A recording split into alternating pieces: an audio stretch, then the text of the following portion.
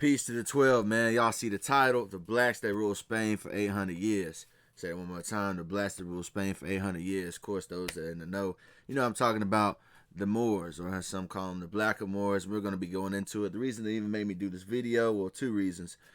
I got a new book by Stanley Lane Poole I never read before, and it had been referenced to me, so I started reading it. I only got to the introduction page where I said I was going to do a video on it. It was going to be a short video, but then I decided to elaborate on the Moors and who they are, and proving that they are in fact the so-called black man. And as well, the reason why I'm inspired to do this video, this is the last thing I'm going to say before we get into it, is that it's very important for our people to see themselves in places of rulership, because it's authentic. And so much of our lives, all they do is feed us slavery in 1619, right? And civil rights, right? That's what they feed us all the time. But in reality, our history goes way beyond that. So that's the video, and let's get into it. So anyway, yeah, the Blacks That Ruled Spain for 800 Years. So what inspired this video was a book that I picked up recently by an archaeologist by the name of Stanley Lane Poole. Oh, it's got to load. Of course, you know. I get to record, and all of a sudden it's going to freeze up and all this madness. All right, Stanley Lane Poole, British Orientalist and archaeologist, born in 1854. Right, he was born in London, and he wrote a book called The Story of the Moors in Spain. Right, he wrote a book called The Stories of the Moors in Spain, and it was selected by scholars as being culturally important and is part of the knowledge base of civilization as we know it. Now, even as you can see in the cover of this book, The Story of the Moors in Spain, as you can clearly see, this is a picture. This is a portrait of a so-called black man, right? So we're going to be looking at the preface of this book. Preface meaning like the introduction to a book. We're going to be looking at this, right? Where it's typically stating its subject, scope, and aims, right? So we're going to look at the preface of this book. I think I got like 3 pages of the preface. And then we're going to go into the word more. What does it mean? Things like that. I've already went into that in the past. But as an elder told me, repetition is a form of skill, right? So if I keep repeating it, it makes it easier for people to remember. Right? I see what they even teach you in class, right? But anyway, so we're going to read it, and that's going to be that, and then we're going to continue on, right? So we're going to go to the preface on the first page on the stories of the Moors in Spain, and it says, the history of Spain offers us a melancholy contrast. 1,200 years ago, Tariq the Moor added the land of the Visigoths to the long catalog of kingdoms subdued by the Muslims. For nearly 8 centuries under Mohammedan rulers, Spain set to all Europe a shining example of a civilized and enlightened state. So he's telling you that the Moors, they civilized and enlightened the state of Spain. Her fertile provinces, rendered doubly prolific by the industry and engineering skill of her conquerors, bore fruit in hundredfold. Cities innumerable sprang up in rich valleys of the Guadalquivir and the Guadiana, whose names and names only still commemorate the vanished glories of their past. Art, literature, and science prospered as they then prospered nowhere else in Europe. Students flocked from France and Germany and England to drink from the fountain of learning, which flowed only in the cities of the Moors, right? We're going to find out that the majority of these Moors that it's talking about, they're so-called black people, and I'm going to prove that in this video. So the surgeons and doctors of Andalusia were in the van of science. Women were encouraged to devote themselves to serious study, and the lady doctor was not unknown among the people of Cordova. Mathematics as well. So they had surgeons, doctors, women were allowed to study, had lady doctors. They brought civilization, enlightenment, sciences, right? And for those that don't know, the Moors ruled Spain for 800 years. This is even a quick Google search. Moors from North Africa helped the first Islamic empire invade Iberia in 711. Once Al-Andalus was established, more and more Moors migrated to Iberia and lived there for almost 800 years. While they controlled the majority of the peninsula, they still permitted people to follow Christianity or Judaism if they paid a tax. So let's continue. What did that say? Mathematics as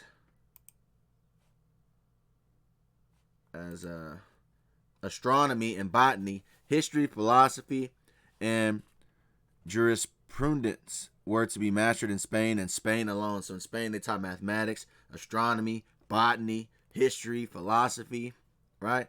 It was a culture center, right? The practical work of the field, the scientific methods of irrigation, the arts of fortification and shipbuilding, the highest and the most elaborate products on the loom, the graver and the hammer, the potter's wheel, and the mason's trowel were brought to perfection by the Spanish Moors. In the practice of war, no less than in the arts of peace, they long stood supreme. Their fleets disputed the command of the Mediterranean with Fatimites, while the armies carried fire and sword through the Christian marches. The Cid himself, the national hero, long fought on the Moorish side, and in all save education was more than half a Moor. Right? Whatsoever makes a kingdom great and prosperous, whatsoever tends to refinement and civilization, was found in Muslim Spain. In 1492, the last bulwark of the Moors gave way before the crusade of Ferdinand and Isabella, and with Granada fell all Spain's greatness. So 1492 was the fall of Moorish rule. And we'll be touching later on in 1492 as well, so remember that. Let's just go down.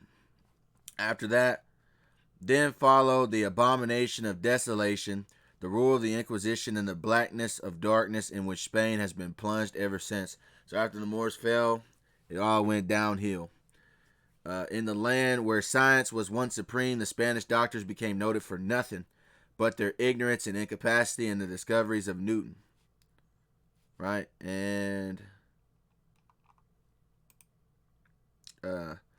even this, I typed this in. Y'all can look this up. I didn't really get into this. I'm going to look into it after I do this video. But this is just a little quick thing. What are 4 contributions that the Moors made to Spanish culture? They brought innumerable cultural innovations such as alchemy, algebra, and chemistry, and the concept of zero, chess, and the use of numerals came from the Moorish influence in Spain. Aristotelian philosophy had been lost until the Muslims reintroduced it in Spain. Right? Let's get this real quick. How far are we in? All right, 7 minutes in. It's not too bad. Harvey were condemned as pernicious to the faith. Where once 70 public libraries had fed the minds of scholars and 500,000 books had been gathered together at Cordova for the benefit of the world. Such indifference to learning afterwards prevailed that the new capital, Madrid, possessed no public library in the 18th century, and even the manuscripts of the Escurial were denied in our own days to the first scholarly historian of the Moors, though himself a Spaniard. Right? You know what else the Moors had? They had baths, public buildings of equal ornament, and they were destroyed because cleanliness savored too strongly of rank infidelity. So, after they fell, people wanted to be dirty again.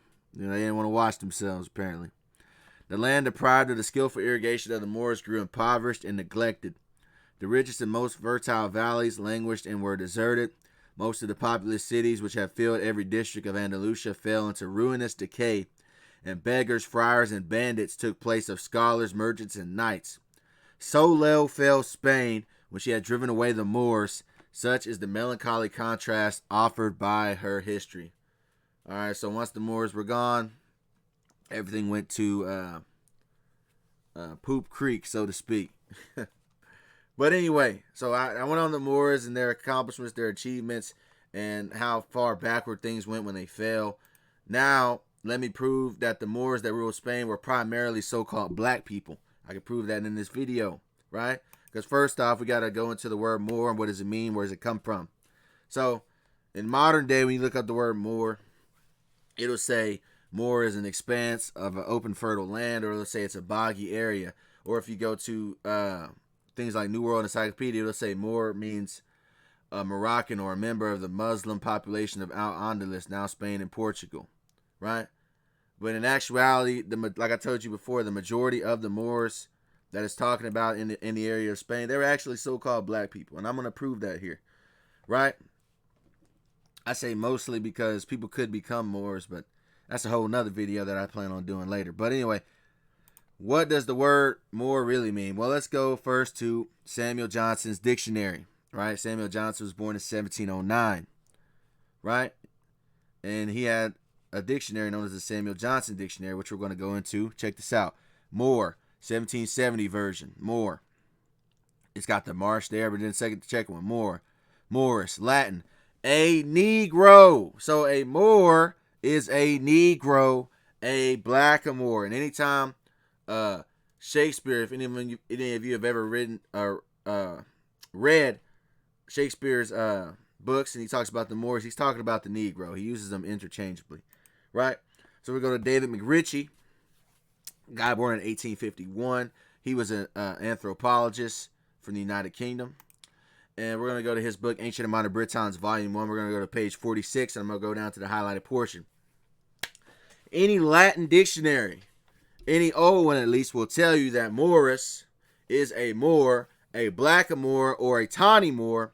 And Shakespeare uses the word Moor as a synonym for Negro. See that? I just mentioned that earlier.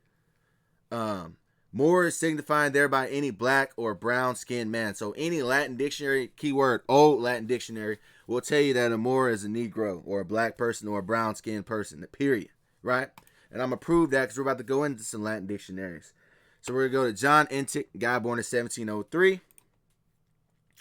We're going to go to his literary work titled A New English Latin Dictionary. Right? With that long title. We're going to go here.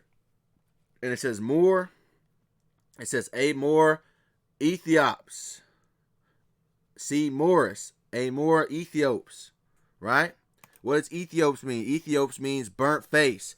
Like you get Ethiopia. The term Ethiops, Ethiop, or Ethiop are archaic words for burnt face. It may refer to Ethiopia, an ancient term for parts of Africa. So the Moors were again associated with burnt faces. Right? According to this dictionary. Let's go to the next one. John Ogilvie, he was a Scottish lexicographer, born in 1797. We're going to go to his work, The Imperial Dictionary of the English Language, right? And we're going to go to page 203. This is what it says about a Moor on the Imperial English, or the Imperial Dictionary of the English Language, right? By John Ogilvie. It says Moor, Mar, Moorish, a Moor, probably from Moro, black or dark colored. See that? So Moor means black or dark colored. A native of the northern coast of Africa, called by the Romans Mauritania, the country of dark complexioned people. Which, by the way, Mauritania literally means land of the blacks. Tania meaning land, Mar meaning black. Right? So it means land of the blacks. Just like Sudan means land of the blacks. Just like Kemet means land of the blacks. Just like Negro land means land of the blacks. You know, so on and so forth. But anyway. So look, it says Moor, black, dark colored. Right? Let's continue on. Let's go to John Wilkes. So we're making good time. Yeah, 13 minutes. We're making good time. John Wilkes, guy born in the 1700s as well, 1725. We're going to go to the Encyclopedia Londinus, or Universal Dictionary of Arts, Sciences, and Literature. We're going to go to page 754. It says Moor. We're going to go down to here. It says Moor, Latin, black, a Negro, a blackamoor. See that? Real simple.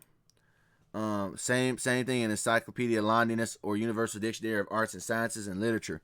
Check this out. It says the Negroes or blacks held an early correspondence with the ancient Mauritania, Numidians, and Carthaginians. So he's telling you that the Negroes, the blacks, held a correspondence. What does correspondence mean? They had a resemblance, a similarity, a correlation with Mauritanian, Numidians, and Carthaginians, which is important because a lot of people try to tell you that Carthage is a so-called white man. I'm going to do a video on Carthage when I touch on the Canaanites. But I just wanted to touch that as well. They linked them all. They all correspond together according to this, right? We could even go to the Web Archive, National Archive of the United Kingdom Government.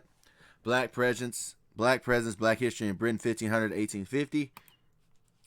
On the Web Archive, it says Moor. In Britain, it was often used to refer to any black person. See that? Let me say that again. Moor in Britain was often used to refer to any black person, particularly Muslims. The word Moor appears in Shakespeare literature, right? It's spelled in a variety of ways: Moor, Moorish, Moorish, Moorian, and often combined with black or black, as in black Moor, blackamoor, and blackmoor. Blackamoor was also used as a synonym for a Negro in the 15th, 16th, and 17th century, right? We look at the word Mavro, which is the Greek word for Moor. Mavro, then it goes to Moorish, right? Even Mavro means Moor, dark-skinned, dark color of the skin, in fact. Moor, dark, right? Browning, burnished, burned, right? Even in the Bible, Moors are associated with so-called blacks. When you go to Zephaniah 2 and 12, you go to Zephaniah 2 and 12, and it says, ye Ethiopians also, ye shall be slain by my sword. In other versions, it always says Cushites or Ethiopians, right, in Zephaniah 2 and 12. Other versions in different Bibles, it says Cushites or Ethiopians. But when we turn to the Geneva Bible from the 1560s, we go to the Geneva Bible, which was the Bible used in Jamestown and the preferred Bible of the early Pilgrim settlers of New England. And it was the first time in English scriptures they had traditional black letters. But when we go to the 1560 Geneva Bible, it tells you that it doesn't say ye Ethiopians, it says ye Moors. Let's go to Zephaniah 2 and 12. It says, ye Moorians also shall be slain by my sword with them, right? And then also in Geneva Bible 1587, it says Moorians. Bishop's Bible 1568, it says Moorians. Coverdale Bible 1535, it says Morias. Now, for those of you that don't know, the word Moorian means a Moor, right? So Moorian means a Moor in the plural sense. Therefore, you can replace this by saying ye Moors also. So again, Ethiopians are corresponding with the Moors in this text, right? And also, this also proves that those people telling that lie that the Moors are Moabites, no, they're not, because in this same part, right here in the Geneva Bible, it says Moab, the children of Ammon, talks about them, and then the Moorians are separate, so they're not the same people. Continuing on, Moorian means black. The word Moorian meaning an individual with black skin color, used by Vinci to describe toxin, is attested for as early as the 16th century in Swedish dictionaries. However, the presence of individuals of African ancestry in Sweden predates the term. Yeah, it does. So let's continue on. Let's see even how the Moorish Muslims were described in literature. All right, we can go to Jesse Weston, right? Scholar and medieval historian. Jesse Weston, born 1850. We're just going to go to certain parts because I want to do a whole video on this about Moorian. I'll just get a couple parts, right? Page 4 of her book, Moorian, translated by Jesse L. Weston. The points of difference are that whereas Moorian is black all over save his teeth, Ferrifis is partly colored black and white, a curious conception, which seems to point at an earlier stage of thought. Moorian is a Christian. Ferrifis, a heathen, the more probable version. On the 9th day there came, this is page 12, on the 9th day there came riding toward them a knight on a goodly steed and well armed withal. He was all black, even as I tell you, his head, his body, and his hands were all black, saving only his teeth. His shield and his armor were even those of a Moor, and black as a raven. So the Moors were always seen as black. See, look at this, page 16.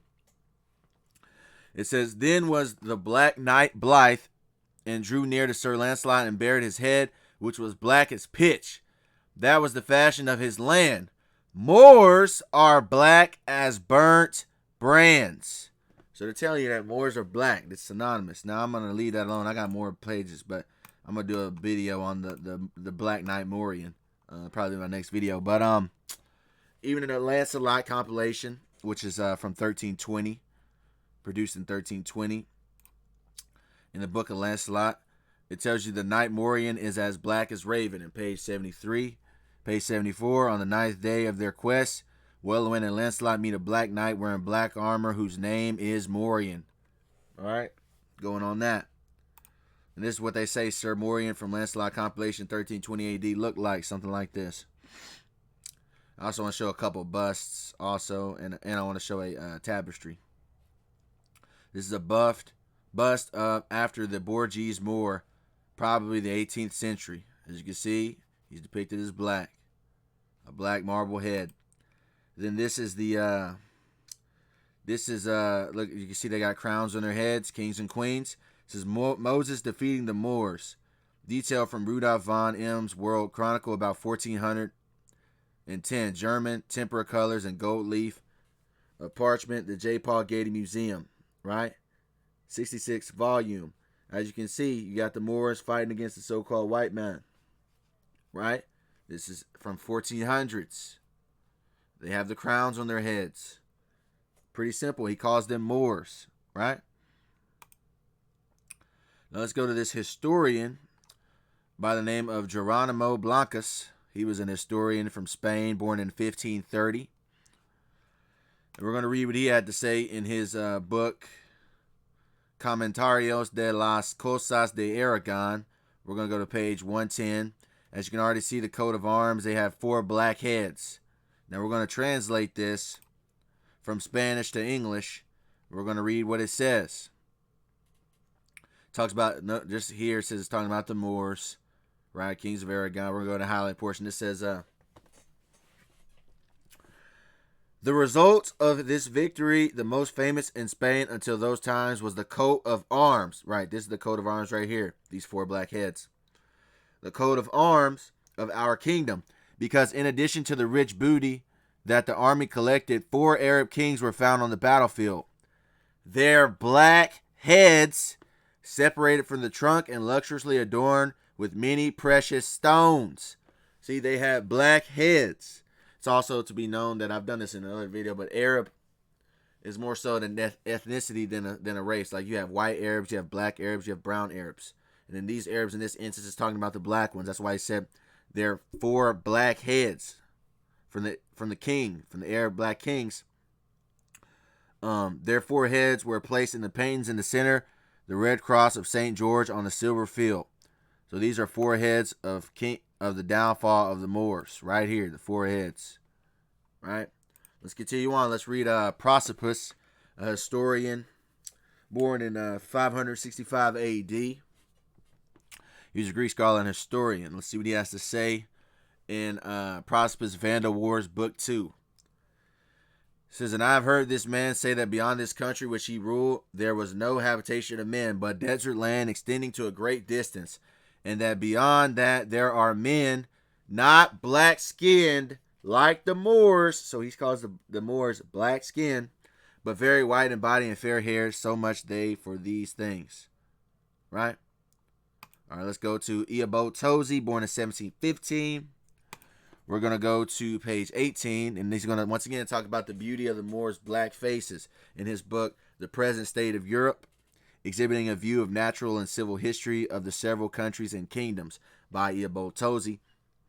We're going to go to the highlighted portion where it reads, but the difference of the bodies and faces of people in different countries is scarcely greater than that of their idea of beauty. Meaning what? Different countries, different people, different cultures have different standards of beauty, right? Now he's about to tell you the standards of beauty for the Moors, right? So let's read that again. But the difference in the bodies and faces of people in different countries is scarcely greater than that of their ideas of beauty. Thus, the Moors place it in the blackness of their faces. So the Moors place their beauty in their blackness of their faces. Like to say in the black of the berry is sweet of the juice. The Chinese and the Kalmucks in a flat visage. Nay, the Omegas of people of South Africa press their foreheads and their newborn children between 2 boards in order to more effectually give them that odd figure. So these are different cultures. Chinese, South American society, Kalmucks, as well as the Moors, had different standards of beauty. And the Moors in particular, they place their beauty in the blackness of their faces. Right? Blackness meaning the property or quality of being black in color. The fact the state of belonging to a human group having dark colored skin. Right? Make me think of the Tupac saying, right? Some say the blacker the berry, the sweeter the juice, better still, the darker the flesh, the even deeper the roots. Right? So they found their beauty in blackness. Right? We're going to go to page 172. The same book, The Present State of Europe by Eabo Tozi. And we're going to page 172. We're going to go to the bottom. It says, Spain, having been successfully possessed by so many foreign people, the Phoenicians, the Carthaginians, the Romans, the Vandals, the Suevi, the Alani, afterwards by the Visigoths, and lastly by the Moors. So once again, the Moors ruled Spain. By the Moors, among whom were great numbers of Jews. So among the Moors were great numbers of Jews. It is easily seen that generally considered the Spaniards must be a very mixed kind of people, but the descendants of these several people did not equally stand their ground, one being overpowered and subdued by another. Right? The Visigoths and these could not withstand the invasion of the Moors. So the Moors conquered the Visigoths. Though they were not totally exterminated or driven out of the country, such numbers remaining that they again took up arms against the conquerors, and in a long succession of years partly subdued them and partly compelled them to return to Africa, their mother country. Thus the Visigoths are the main flock of the Spanish nation, with a considerable mixture of descendants from the Moors, a few from the Romans and Suevi, and fewer still from the Jews, and the fewest for all from the ancient inhabitants. Right? So once again, this is a guy talking about the Moors ruled Spain. And they even got sent back to Africa. The Methuens in Portugal, this is by A.D. Francis. The Methuens in Portugal by 1691 to 1708. The Methuens in Portugal. I just want to point out, because this guy mentioned the Moors, and among them were great numbers of Jews. I want to point out that they were the same complexion, because in this book, the Methuens in Portugal by A.D. Francis, on page 10, he states, Bromley, who visited Lisbon in 1693, said that in spite of the persecution of Jews and New Christians were just Jews that were forced to convert to Christianity. And by Christianity, I mean worshiping fake white Jesus. These people still formed a third of the population, and many of them looked as swarthy as Moors. Right? So he's telling you that the Jews and New Christians were, many of them looked as swarthy as the Moors. And we know that the Moors were black people. So think about that. Yes, we are the children of Israel as well. And I also want to talk about how the Jews were deported in 1492, because earlier we read about in 1492 was the fall of the Moors. Let's go back to that real quick. Let me find that. I think it was right here, right? Yeah. In 1492, the last bulwark of the Moors gave way before the crusade of Ferdinand, right? 1492. See, a lot of things happened in 1492. 1492 is a pivotal year for the downfall of our civilizations. The Critical Reviewer Annuals of Literature, Volume 57, by Tobias Smollett. All right, we're going to see what he has to say. On page 141, he says, King John II, voice crack. King John II in 1492 expelled all the Jews to the island of St. Thomas, which had been discovered in 1471, and to other Portuguese settlements on the continent of Africa. And from these banished Jews, the black Portuguese, as they are called, and the Jews of Luango, who are despised even by the very Negroes, are descended. So, King John expelled all the Jews in 1492 to the island of St. Thomas. That's an island off the coast of West Africa, and also to the continent of Africa itself, Portuguese settlements on the continent of Africa. And these were banished Jews, and these banished Jews were called the Black Portuguese. And this all happened in 1492, which again, this lets you know that the Portuguese Jews were dark colored, which of course they were. This guy said what? Many of the Jews and New Christians were as swarthy as the Moors. And let me prove even further. Well, first, let me touch on 1492 and the events that transpired. And then I'm going to prove even further that, in fact, these Portuguese were, in fact, black. But first, let's go to this 1492, the year the world began. The year the world began for the so-called white man in his second wind in rulership, right? Second wind because, you know, about the Romans and all that. Then they fell, and they came back in the 1400s, really at the end of the 1400s. Right? Anyway, what happened in 1492? On January 1492, January 2nd, the leader of the last Muslim stronghold in Granada surrendered to the armies of recently united Christian Spain. The Moorish inhabitants received no military aid or rescue from their other Muslim nations. So this is the beginning of the end for the Moors. 1492, January 2nd. Also, what happened in 1492, October 12, 1492, the explorer Christopher Columbus completed his journey across the Atlantic Ocean and landed in the New World, all right, which was part of the Bahamas. So 1492 was just a big downfall for our nation in general.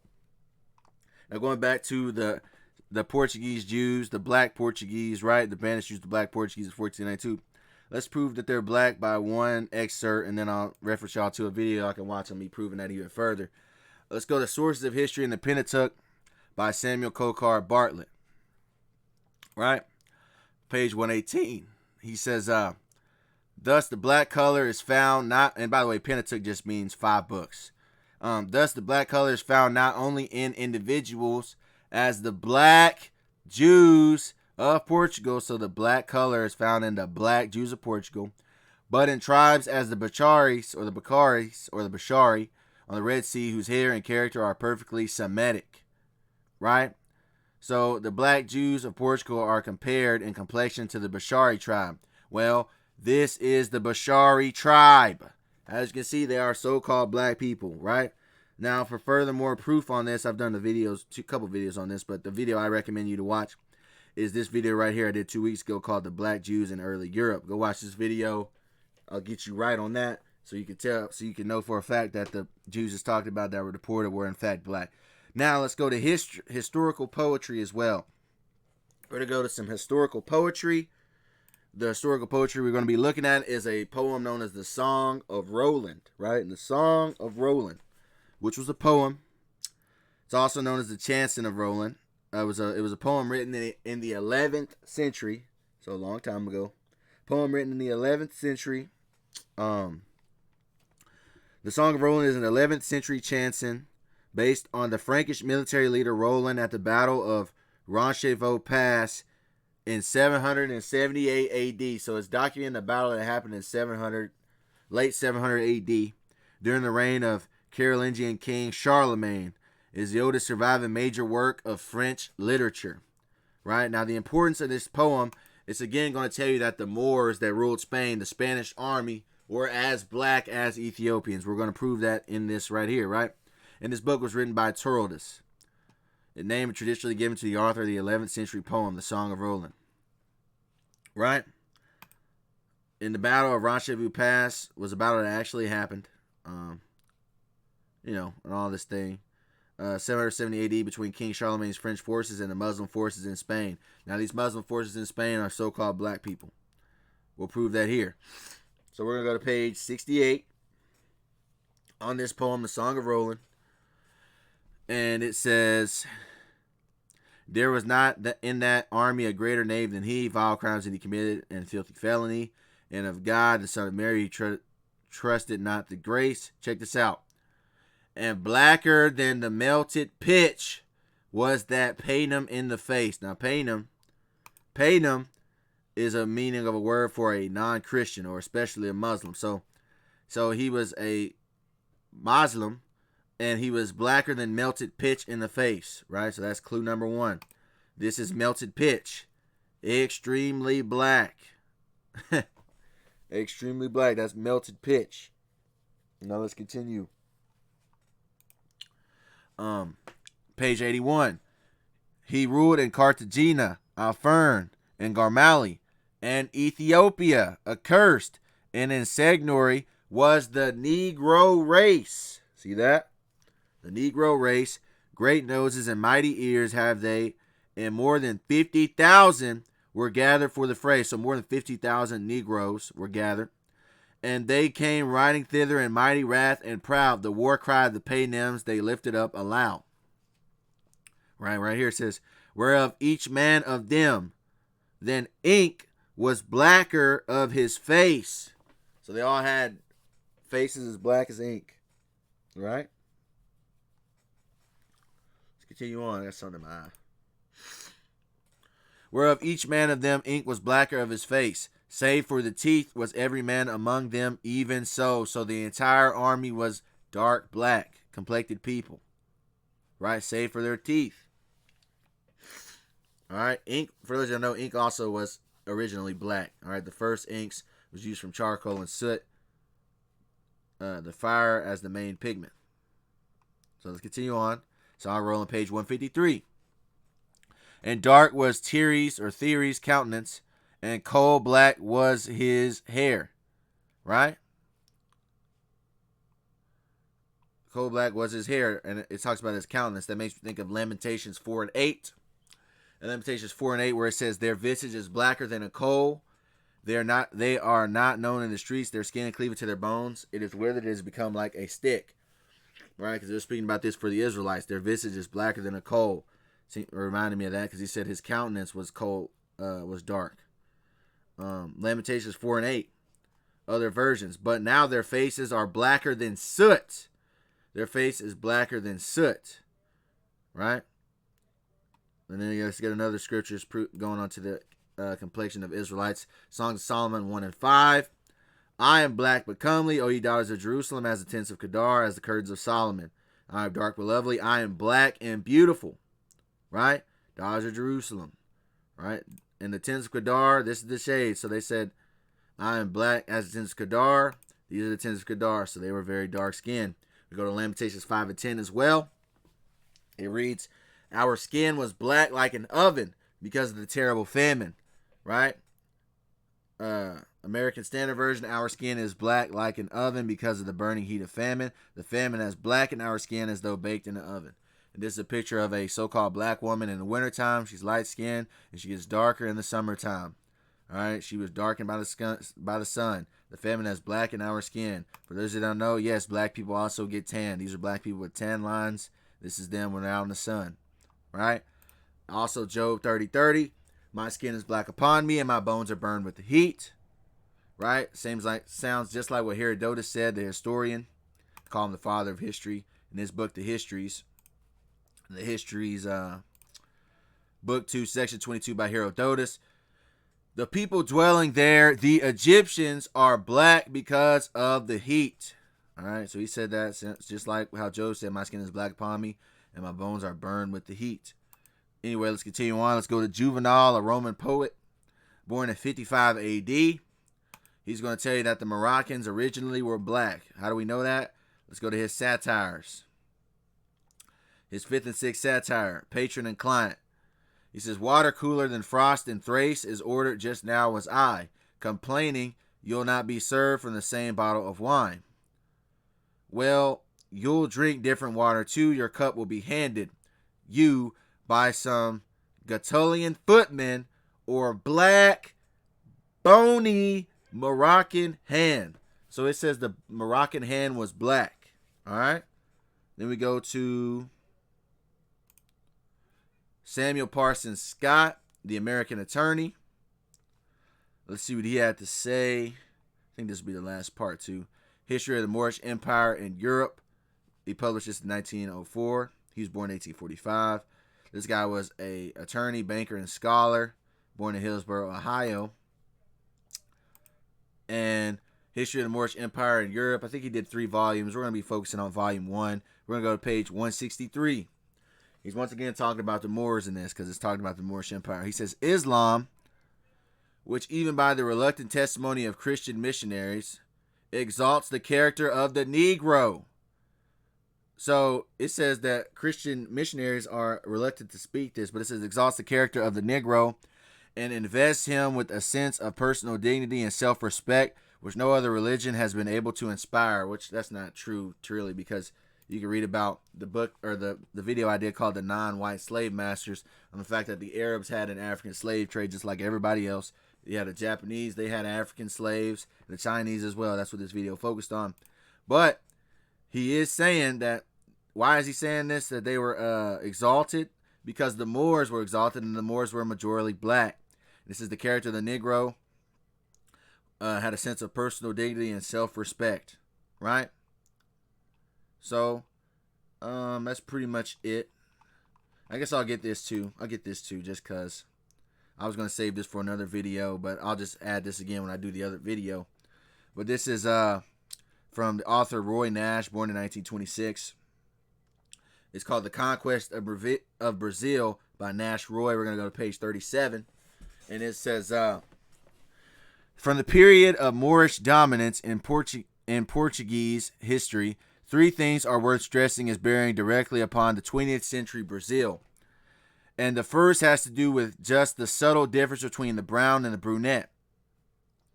Many North Americans profess horror at the intermarriage of white and colored types, which is so common in South America. Yeah, meaning many people are disgusted in so-called interracial relationships, right? But it says, mark well, then, that the first contact of the Portuguese and Spanish with a dark-skinned people was the contact of the conquered with their brown-skinned conquerors, right? The brown-skinned conquerors, meaning the Moors that ruled Spain and Portugal. And the darker man was the more cultured. See that? The black man was the more cultured, more learned, more articulate, more artistic. He lived in the castles and occupied the towns. He was the rich man, and the Portuguese became serfs upon his land. See, this is what they don't tell you about in history, man. So at one point in time, it was different, man. The black man was looked at the status, the status quo, so to speak, the elite in this time period. And this is what Nash is talking about. Under such conditions, it would be deemed an honor for the white to marry or mate with the governing class, the ruling class, the brown man, instead of the reverse. Nor was it only the Portuguese peasantry whose blood mingled with the Moors, see that? Alfonso VI, who united Castile, Leon, and Galicia in 1073, the site but one of many instances of marriages between Christian and Arab nobles, choose a Moorish princess, the daughter of Emir of Seville, to be the mother of his son Sancho. Right? So what they call so-called jungle dash fever ain't nothing new. Right? It also was in the time of the Romans too. But I'm going to do a video on that in of itself at another time. But, that's just a wrap up. Just to let you know, brothers, yeah, we did rule Spain for 800 years. I proved that what the Moors brought to society. I proved what the Moors meant, and that they were, in fact, mostly Negroes, right? But, pretty much in on that. Hopefully this is an edifying lesson. With that, I say peace to the 12, and I want to give all praises, honor, and glory to the Heavenly Father, the Most High, Yahawah, in the name of His only begotten Son, yahawashi. Yahawah is the name of the Heavenly Father, who is commonly known as God. And yahawashi is the Savior of the nation of Israel, who is commonly known as Jesus Christ. I want to say shalom, which means peace, to you people that are listening and learning. You brothers doing this work, truth, sincerity, and to you elders that's been doing this thing before me, man. I'm going to go ahead and get up on out of here. I'm gone. Peace. Shalom.